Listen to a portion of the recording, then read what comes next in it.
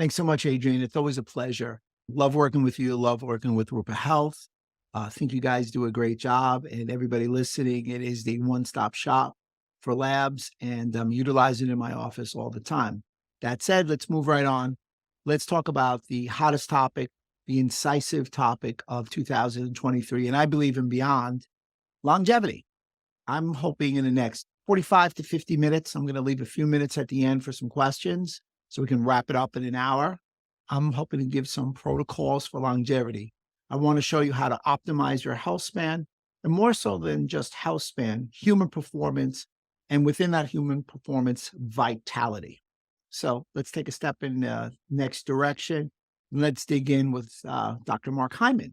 Dr. Mark Hyman and Peter Tia both have had books out this year, both really pushing the longevity topic, but pushing the longevity switch, if you will. So he said, when it comes to longevity, the goal isn't just to live as long as possible. The true objective is to live as vibrantly and energetically as long as possible for as long as possible. And I agree with that. I think that longevity, you'll see a slide coming up where we discuss the idea of what is it? What's the difference? What's the difference between lifespan and health span? Longevity is increasing both lifespan and health span. The difference is lifespan is how long you live. Everybody knows that. Health span is how long you live without chronic disease. That's not enough for me, because you could watch soap operas all day from 60 to 90 and have no chronic disease, yet you're not really living a vibrant life. So I believe that longevity is increasing your lifespan, your health span to parallel with your lifespan, and having vitality within that health span. I want to be able to go to the gym at 90 and exercise and lift some weights, if you will. I want to be able to go at 90 and go for a mile walk. I want to be able to go at 90 and enjoy all sorts of different things and not get stiff from sitting. I think that movement is something that we don't talk about enough in longevity. So let's talk about the hallmarks of aging. These were, Adrian had referenced IHS, Integrative Health Symposium, great choice, New York City.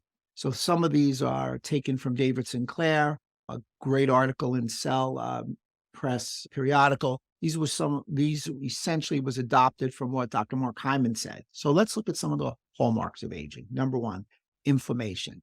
I think it's our goal in the concept of functional medicine and the multiple goals within the analyzation of blood labs to really to ascertain and manage and modulate inflammation. I believe that the biggest problem that we have is that most of our patient population are inflamed. 75 to 80% of the Americans now are overweight or obese, i.e. inflamed.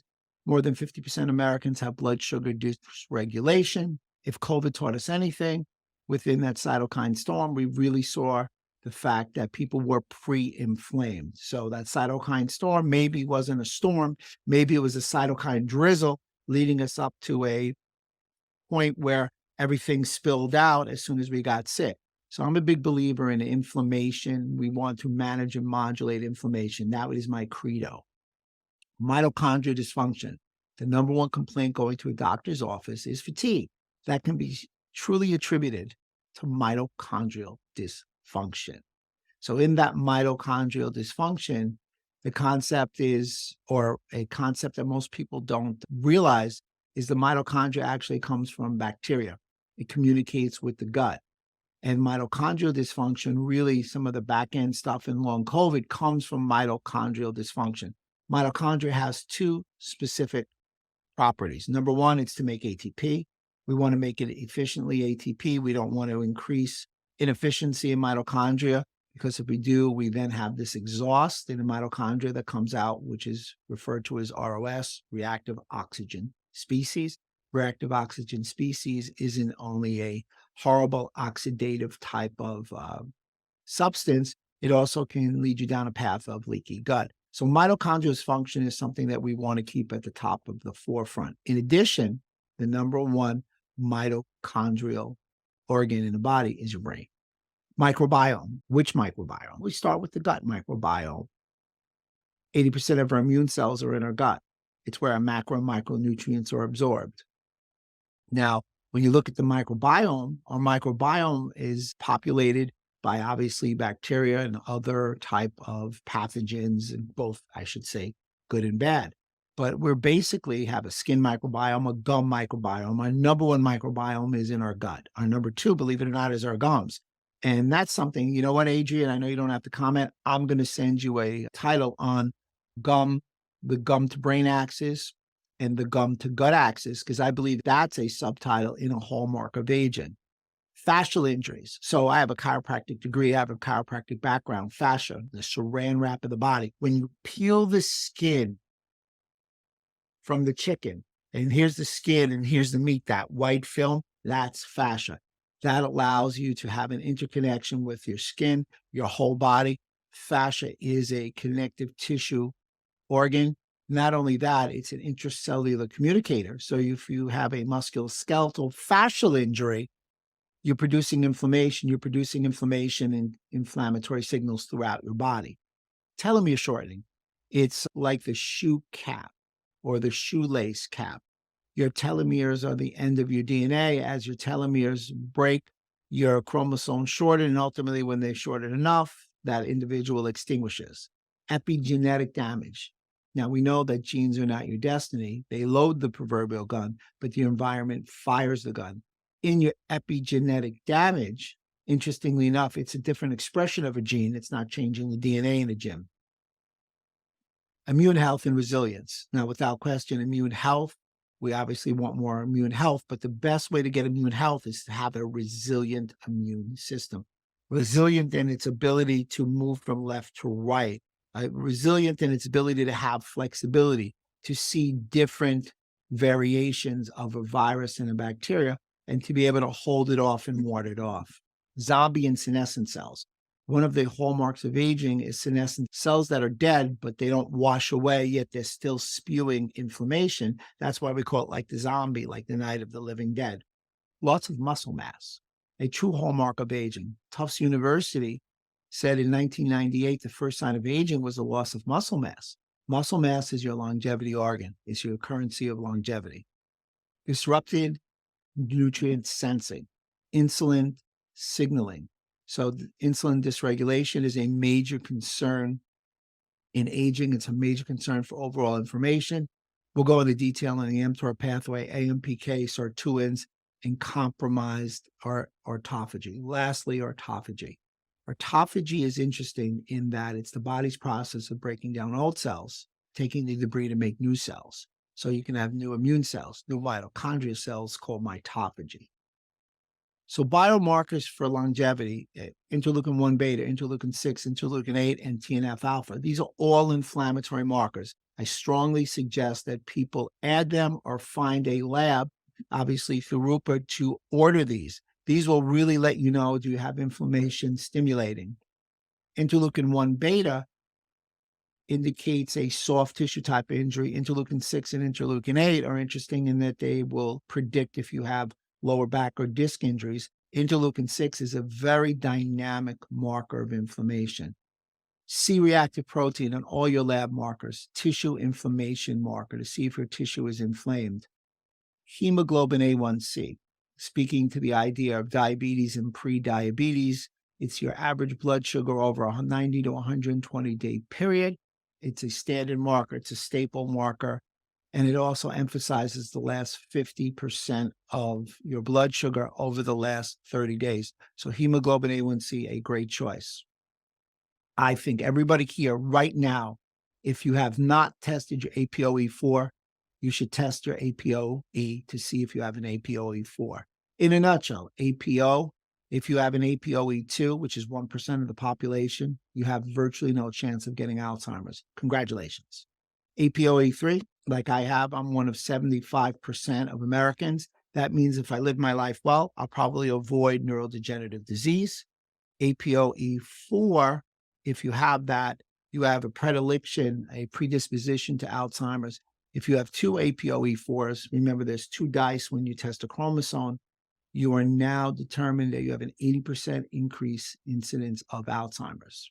So you only have to test for it once. If you have that increased incidence from Alzheimer's, contact me. I'll give you a way to contact me. Let's talk about an anti-Alzheimer's protocol. The APOE4 allows you to test and not guess. Love it.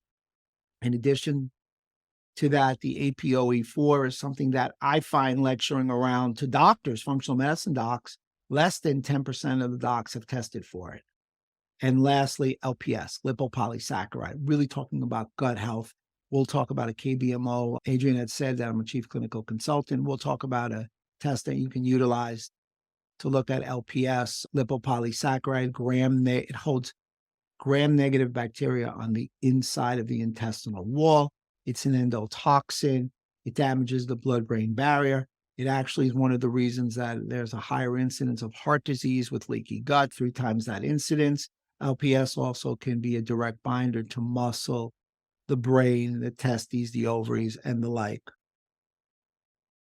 Lp(a), another test marker that everybody should take. It is a genetic marker that increases your incidence. I think the number now is 25 times to heart disease with cholesterol. Blood pressure, a standard test. I think PDT has done a great job making it more important.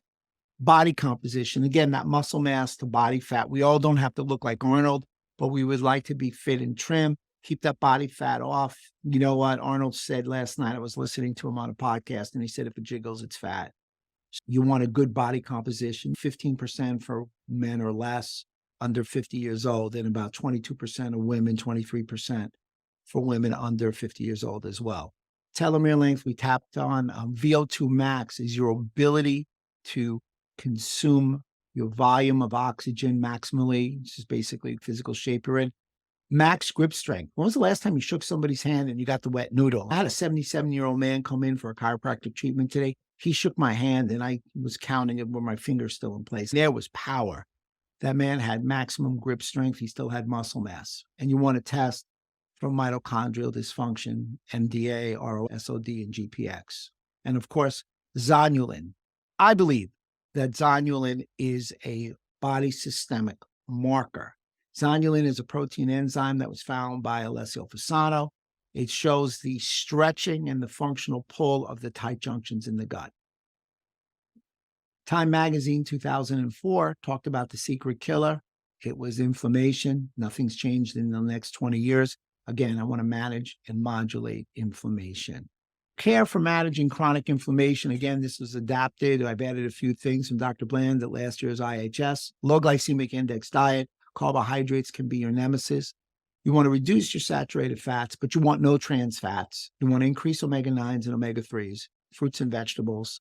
You want your prebiotics in your foods if you can get them. Supplement, of course, green and black tea polyphenols, an assortment, a full array of vitamins and minerals. For me, pro-resolving mediators, here's the takeaway on them as a supplement. Pro-resolving mediators allow for the resolution of inflammation. Omega-3s should convert to pro-resolving mediators. Pro-resolving mediators usually are needed as a supplement because those omega-3s do not convert well. Again, they allow for the homeostasis between the initiation and the resolution of inflammation. And everybody should want to remove their food sensitivities. The reason is food sensitivities are an issue because from the time to ingestion, if you're sensitive to a food, it takes 72 hours to have symptomology. So I believe they're one of the biggest reasons for hidden chronic inflammation. Mitochondrial dysfunction. Dysfunctional mitochondria leads to oxidative stress, decreased ATP, altered mitochondrial biogenesis, calcium imbalance, and ultimately leading to apoptosis and cell death. When you look at the overall mitochondria spectrum, if you will, if it's functional, it's producing efficient ATP. It's allowing for growth and thermogenesis.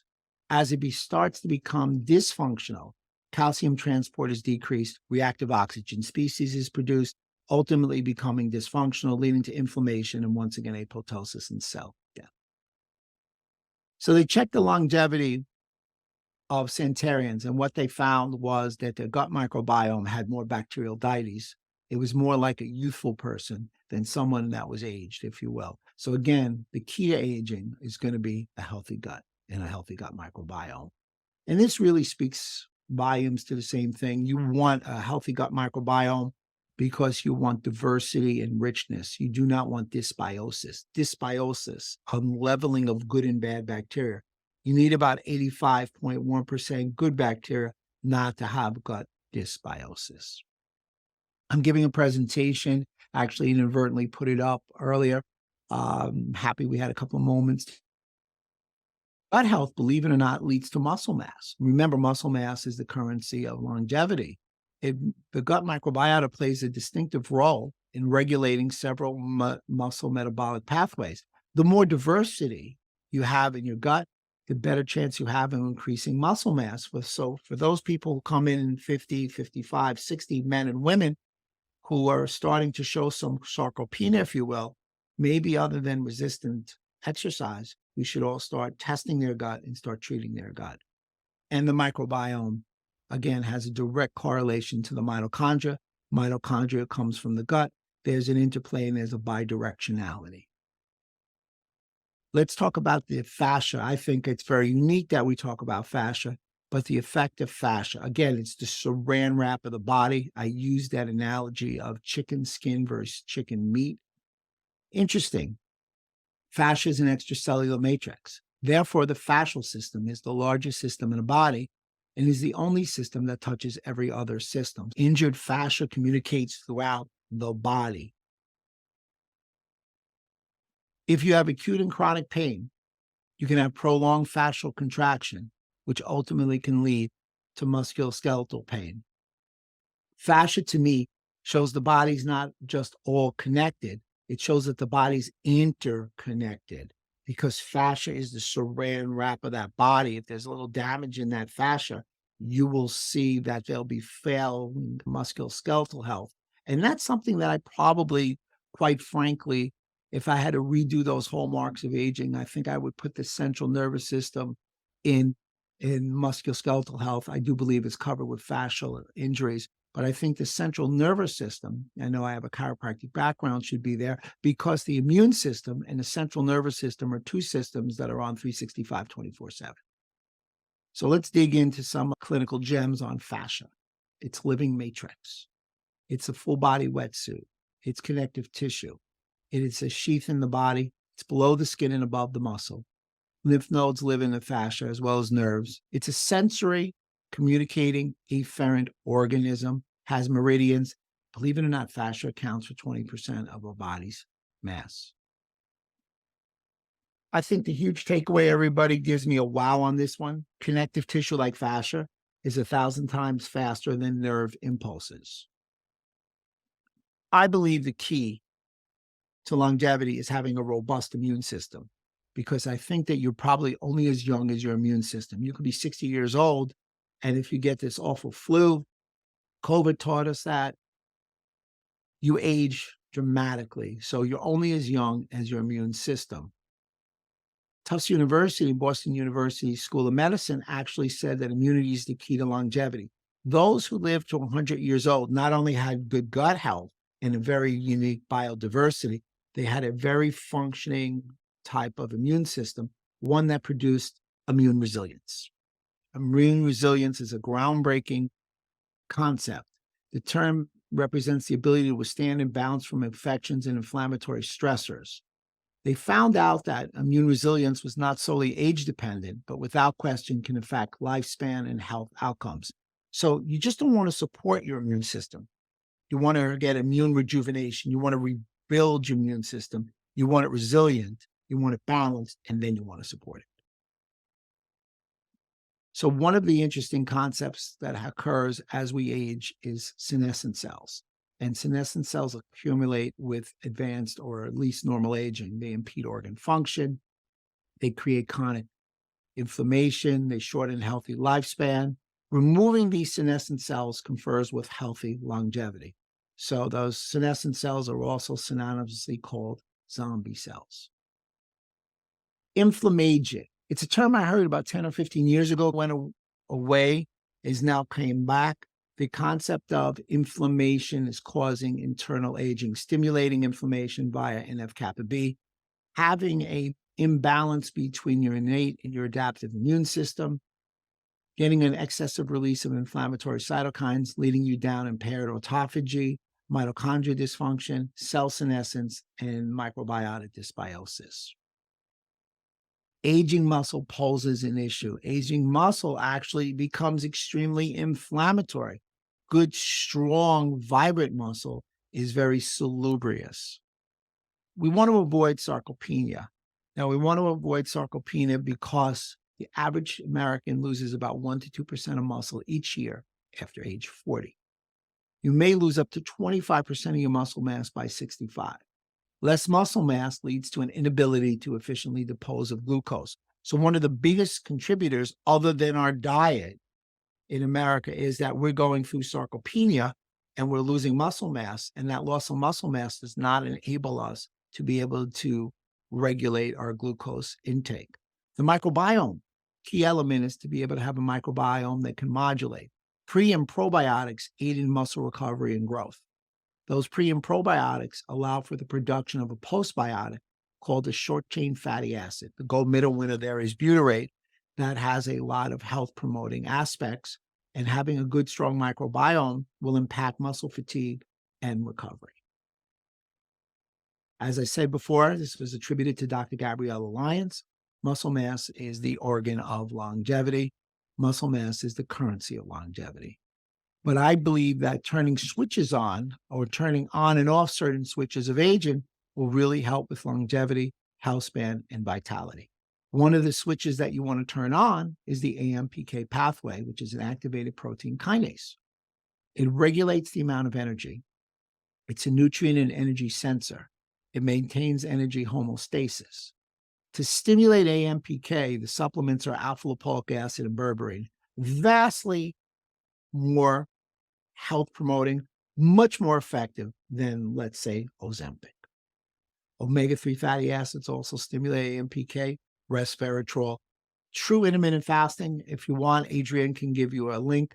I did a talk on intermittent fasting, and in that talk, I also specialized, which we'll get into in a few moments, why women have to intermittent fast different than men. High intense exercise and caffeine and coffee, always going to turn on the right health switch. Sirtuins, you want to turn them on because when you do, they protect the cells from damage. They enable cells to repair. They reduce inflammation. They boost memory.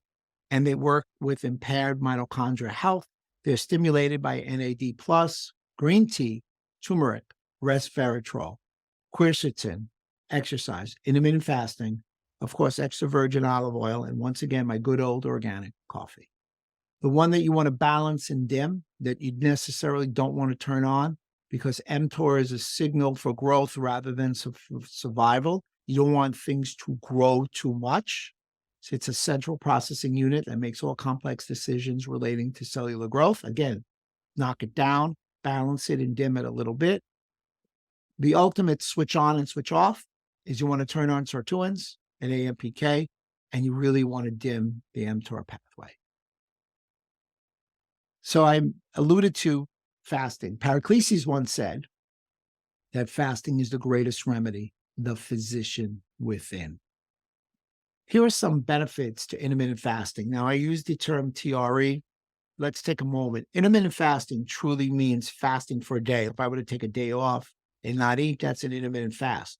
If I were not to eat for 16 hours and eat for 8 hours in a day, that would be time-restrictive eating. There is a difference in the vernacular. However, everybody calls it intermittent fasting. So intermittent fasting, if you will, induces autophagy. Autophagy, the concept of autophagy, which was discovered in 2016, won a Nobel Prize. Autophagy is the breaking down of old cells using the debris to make new cells. It's a body-owned cleansing process of getting rid of cellular debris. Our body is a fantastic unit. As long as we stimulate it in the right way, we have tremendous ability to cause healing and promote healing within ourselves. Intermittent fasting also promotes weight loss, increases insulin sensitivity, promotes longevity, improves cognition, and actually improves circadian rhythm, which ultimately will lead to an improvement in gut health. Circadian rhythm, the ability of us to know when to sleep and wake. We never had this problem 100, 200, 300 years ago before the light bulb, because when it got light, we woke up. When it got dark, we went to sleep. So fasting, interestingly enough, will reduce inflammation, improve chronic inflammatory diseases. Mount Sinai researchers in 2019 found out that it does not affect fasting acute inflammatory status. It just doesn't allow the chronic to turn on. So we have our own ability to turn on and turn off our switches. We've just gone away and we've basically gone haywire with all our switches. Every time I look at somebody's health, I look at the switch box in my garage. I am just awful. So when I touch things, everything goes awry. I blow out balusters. I do all these things. My wife, who's much more skilled at that, is able to ascertain the right switch on and the right switch off. And of course, lights come on, the heat comes on, etc. So everything is harmonious. So, brief overview of what we discussed before: fasting impacting women and men. Men, guys, I'm one of you, obviously. Whatever you want to do in your intermittent fasting, 14 to 16-hour fasts. I don't like the one meal a day fast. Go for it. Ladies in menstruating age bracket, you've got to intermittent fast differently. Now, I wish I could see everybody's face, because when I lecture and I do that, the girls usually say, "You got it, you're right." And I didn't understand and wonder why. Men are based on testosterone, women are based on estrogen and progesterone. That said, women are much more sensitive to intermittent fasting because of the hormones. So essentially, if you're a woman from 12 to 50, I recommend intermittent fast for the first 3 weeks, 14 to 16 hours in a fast. However, in that last week, when progesterone dramatically increases and you're very susceptible to stressors, intermittent fasting provides hormesis to the body. That's a stressor. I would recommend going down to 12 hours. So 14 to 16 for the first 21 days in a classic cycle. And in the last 7 days, 12 hours. Women who have adapted that time frame to fast have done beautifully with intermittent fasting. If you're postmenopausal, you don't have to worry about anything. And if you're perimenopausal, it's still going to be a little funky. That's the only circle area in the proverbial 5-year period. And if you have PCOS, 100% fast. Got good results with fasting in women who have PCOS. So who shouldn't fast? Maybe athletes, maybe some people who are active, maybe women under 18% body fat, type 1 diabetes, those with sleep disorders, amenorrhea, thyroid, those being treated for infertility, always pregnant or breastfeeding is out. Unfortunately, history of current eating disorders, and anybody who has a high cortisol stress level may want to avoid some intermittent fasting, may not be able to take any more body stressors. How do you break the fast? Real simple. Let me give you a couple of very easy steps on how to break a fast.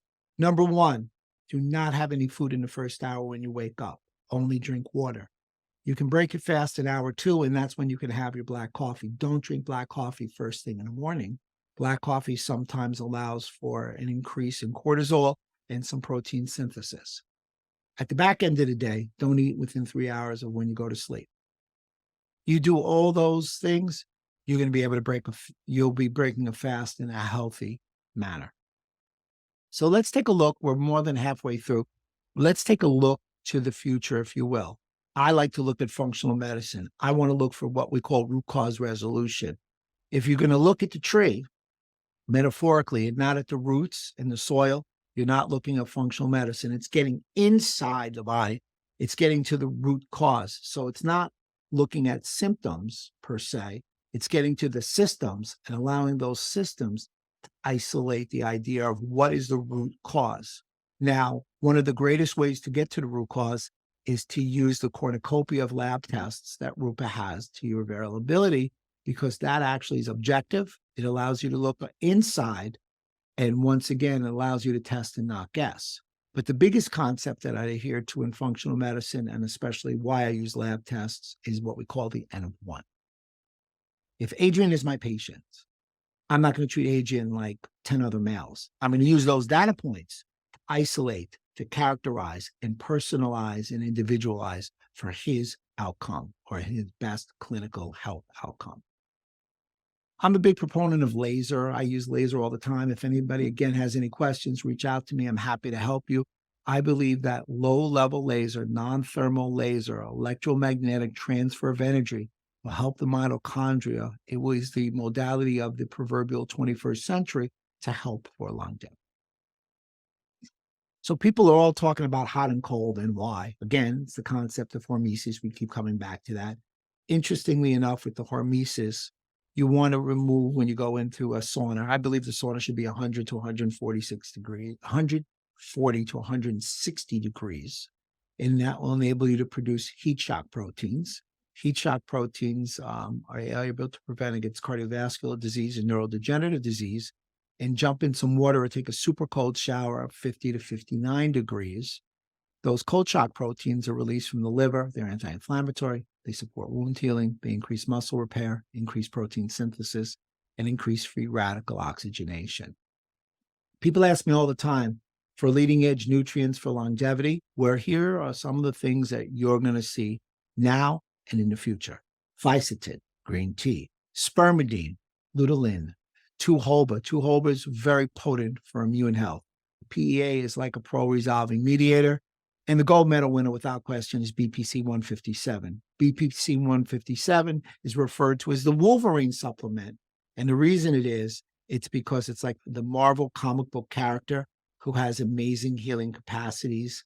Again, if you want a little more info on BPC 157, it helps speed up tissue healing and recovery. It helps in the regulation of blood pressure. It comes from your gastric juice. We've known this since 1995. It's a peptide. It's just 15 amino acids versus 40, which would be a protein. So to wrap up my longevity hacks, number one, food is medicine. Let medicine be your food. Everything starts with good food. Dramatically reduce your sugar, your starch, your ultra-processed food intake. Exercise. You want to exercise. You always want to incorporate resistance training. Sleep. I think sleep is a hack. I believe that sleep matters. I think that sleep is the missing link to overall functional medicine, something that hopefully we'll discuss in the future. Health detectables. I own no stock in Aura. I think it's a great health detectable. Continuous glucose monitor is the rage. What a great choice. Meditate. First thing I do when I get up in the morning after drinking some water is try and meditate, try and calm this type AAA New York personality. Intermittent fasting. It's not for everybody, but those who can do it, it's a great lifestyle hack. Low-level laser, the modality of the 21st century. Get involved in a purpose, mission, and community. It's funny when I see, it's not funny, but it's exhilarating actually when I see Group of Health at all these IHS, IFM, A4M, et cetera, et cetera. They're excited. Here's youth. They're ready to take the world on. And that purpose, that mission, that community, it's contagious. Hormesis, hot and cold exposure, we covered that. The supplements, the big one is BPC 157. That's a takeaway. And for me, I'm looking to keep an intact gut barrier and remove food sensitivities. For me, the key to longevity is turning on the health switches. The master switch is a robust and resilient immune system. Now, we don't have enough time for me to go through this whole gut matrix. It's a slide that I use in many of my talks. So essentially, the takeaway here is your gut, 80% of immune cells are in your gut. It's where your macro and micronutrients are absorbed. The reason that you have 80% of your immune cells in your gut is that the number one toxic carnage that you'll get in your lifetime is from the food that you eat. Although I don't think it was constructed to take on the toxic load that we have now, not just in food, but our environment, in our world, our land, our air, our food, chemicals, health and beauty aids, etc. The takeaway in the gut really is you want to keep your gut in a pristine condition. We want to avoid increased intestinal permeability. We want to avoid, i.e., the parlance of leaky gut.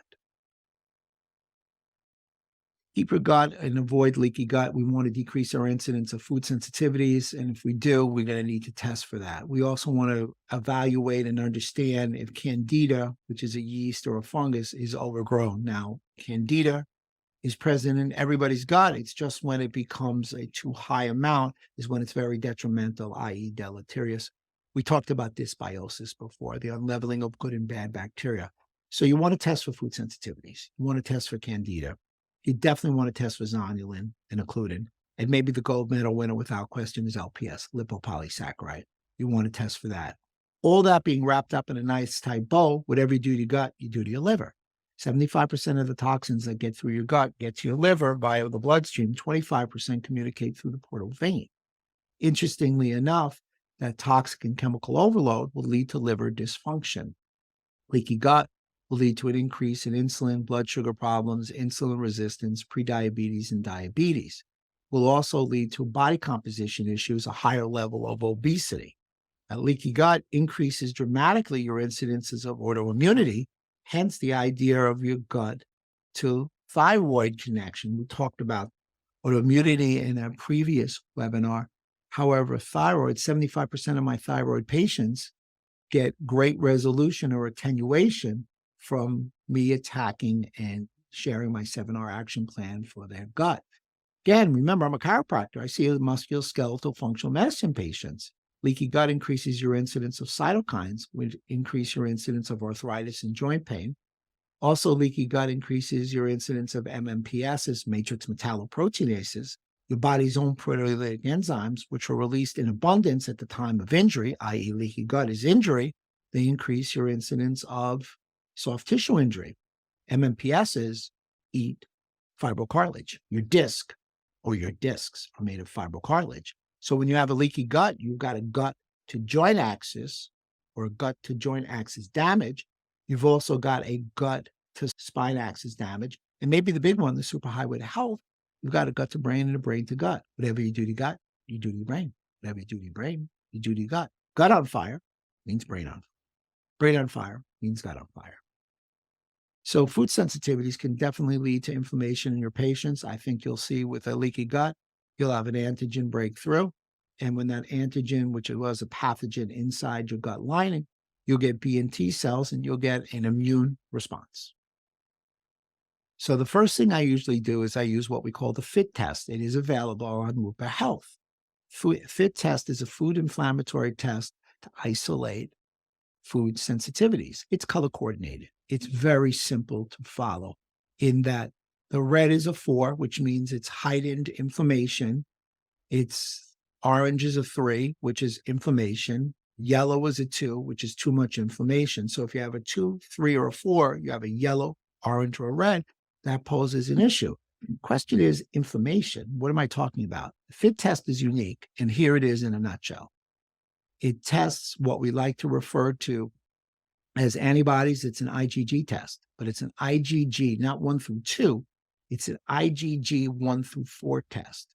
That IgG 1 through 4, by incorporating IgG 3, allows you to test for the innate immune system via the complementary immune system or the complementary inflammatory cascade, because they utilize something called C3D is the most stable stable inflammatory molecule in the body. So the uniqueness, the effectiveness, the accuracy of this test is high level because of the dual pathway test. Many food sensitivity tests, unfortunately, only test for IgG. They're testing for IgG and innate immunity. In addition to the 176 different foods, they're testing for food additives. So they've added beautifully this gut barrier panel.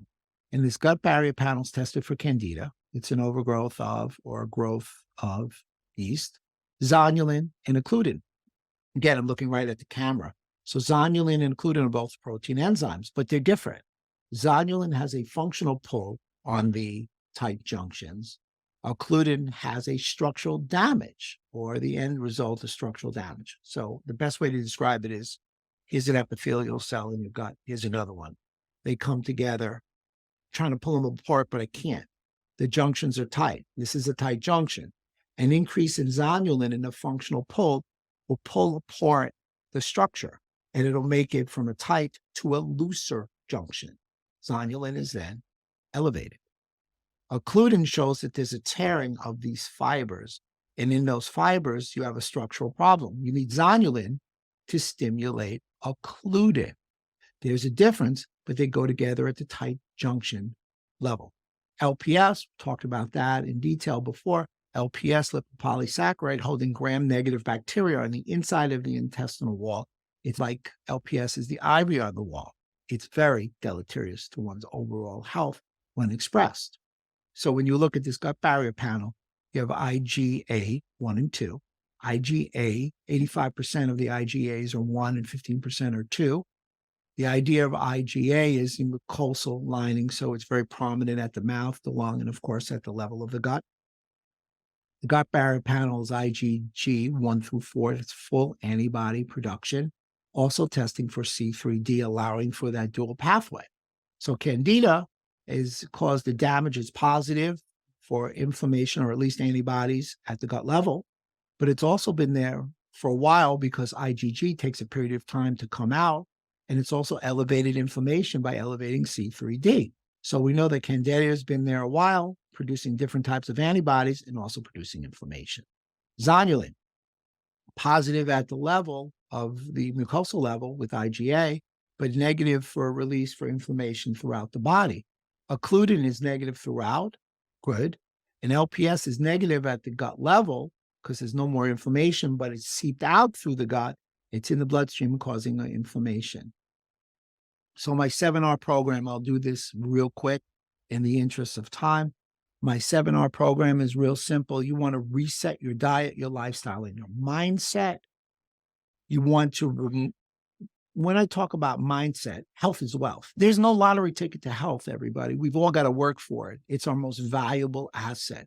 Resetting our diet. Let's get away from ultra-processed food. 63% of the calories we consume are ultra-processed food. Let's get rid of vegetable oils. Let's limit gluten and dairy. Let's limit sugar. Let's limit artificial sweeteners. Number 2 is remove unwanted pathogens. That's where you take the food sensitivities out. That's where you take the bad bacteria and the viruses out through serum bovine immunoglobulin, garlic, berberine, oregano oil. You want to replace digestive enzymes and stomach acids, pancreatic enzymes, and bile. Bile is really the secret sauce. Number 4, regenerate. It's where you regenerate your damaged intestinal mucosa, heal and seal the gut lining. You also want to allow for anti-inflammation in the gut. Your 5th R, reinoculate. You want to reinoculate with quality make note, pre and probiotics. You want to put them together to make that postbiotic that we talked about. 6 is really reintroduce and retest. You may want to retest your food sensitivities at that point, but you want to reintroduce foods that you were sensitive to. Food sensitivities are not a loss for life of that food. If you go through the program, you should be able to get 2/3 to 90% of those foods back in. Ultimately, you want to retain your health and your GI integrity. You want to have a good diet. You want to have an exercise. You want to have a good lifestyle. Maybe take a multivitamin, multimineral, fish oil, vitamin D3, and a pre and probiotic. Because ultimately, the most effective clinical outcomes come from all disease spectrums can result from the normalization of gut function. And if you're able to fix your gut, I can guarantee you're going to have improved longevity. So real quick, James from KBMO was nice enough. Anybody interested, take a snapshot. You can get a discount through Dr. Rob Rupa. Let's get into the immune health. And I'm going to be a little quick. I'm going to be quite epigrammatic in that because of the interest of time. Basically, that there's a trifecta that the brain and the gut communicate, the gut and the immune system communicate, the brain and the immune system communicate. If it's all healthy, you've got the trifecta of health. If something's going wrong, you have the Bermuda Triangle. Essentially, you'll see immunity and inflammation all leading to, if there's an issue, immunosenescence, which can be age-related disorders. The concept of immune risk profile, you're going to have a low-grade inflammation, cognitive impairment if you're not able to have a good immune risk profile. So you want more helper cells than killer cells. Reference to longevity, accelerated biological aging in COVID-19 patients. So if you had COVID, you biologically age sooner. COVID caused the telomere shortening. There is actually COVID-19 and a higher incidence of sarcopenia. One of the biggest problems that we had in America when you compared us to a country that was equally vaccinated, if you will, you're not going in that rabbit hole, Japan. The US had 12 times the amount of COVID cases, 17.4 times the amount of deaths, and one of the biggest reasons was the prevalence of obesity. American men were 7.4 times greater obese than a Japanese counterpart, and American women were 10 times greater obesity than their counterparts. We ate more saturated fat, less fish oils, 400 times more grain-fed beef, and 235% more sweeteners. Our diet sucks. That's why they call it STAD, the standard American diet. Japanese ate more fish and much more green tea. Functional medicine was shown to help with COVID prevention, treatment, and recovery. Functional medicine patients develop and enhance immunity, and lifestyle interventions were the critical element to all of that. There are 3 lines of defense against disease-causing organisms. Number 1, our barrier system. It's our skin and our digestive tract. We talked about that with the Dr. Rob's Gut Matrix and my Super Seminar Action Plan. The other 2 are your innate immunity. Your innate immunity, something you have at birth. It's a general defense.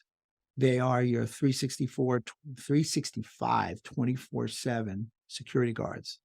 They are your sentinels. They're very stealthy, but they become like Marines in that they're neutrophils and macrophages. They engulf and destroy foreign invaders and damage cells. Acquired immunity, adaptive immunity. They're B and T cells. T cells come from your thymus. Those T cells recognize foreign objects or foreign particles. Your B cells are your antibodies. They come from the bone marrow. So it's really your innate versus acquired immunity, which we like to talk about. So here's some immune support supplements that I recommend for all my patients to take. The list is not just all encompassing. It's just some suggestions. Vitamin C, zinc, mixed mushroom complex, vitamin D3 with K2, probiotics, NAC, liposomal glutathione, selenium, omega-3 fatty acids, elderberry, vitamin A. This is really where I hung my hat on with the Immune Reboot book, long COVID protocol, NAD+, B vitamins, coenzyme Q10, acetyl L-carnitine, alpha-lipoic acid, L-glutathione, magnesium, zinc, selenium, vitamin C. To get immune activation, use mushrooms, reishi, maitake, lion's mane, shiitake.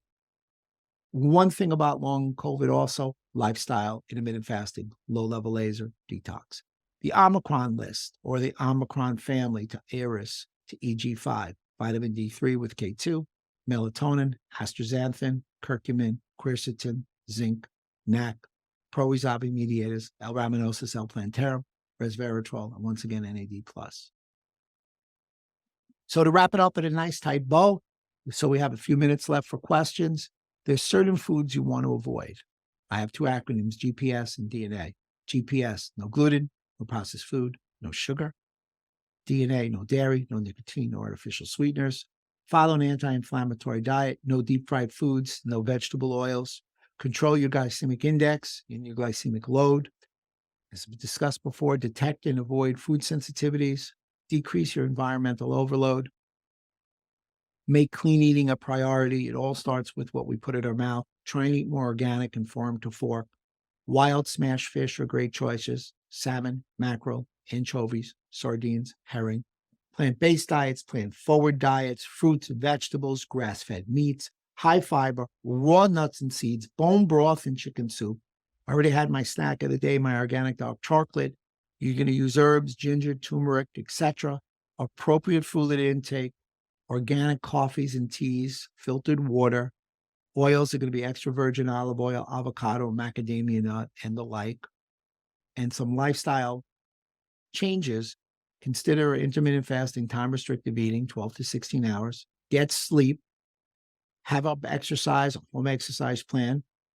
Shameless plug, chiropractor, low-level laser. Modified your stress and support your immune health. JFK once said, it is better to fix the roof on a sunny day than a rainy day. I think it really speaks to this idea. It's better to be proactive with your lifestyle than to be reactive with your lifestyle. So while we have 1 minute before I'm going to open it up for some questions, if you want to follow me and get more information or communicate with me, there's my Facebook. You guys can just take a picture and get right in. There's my Instagram. Got a great podcast. A lot of the people who lecture for Rupa Health come on my podcast called Proven Health Alternatives. I'm giving away free books. I'm going to let Adrienne take care of that. But if you're interested in ordering your own book, here you go. I love to close with a quote. I believe Jim Rohn said it best. Take care of your body. It's the only place you have to live.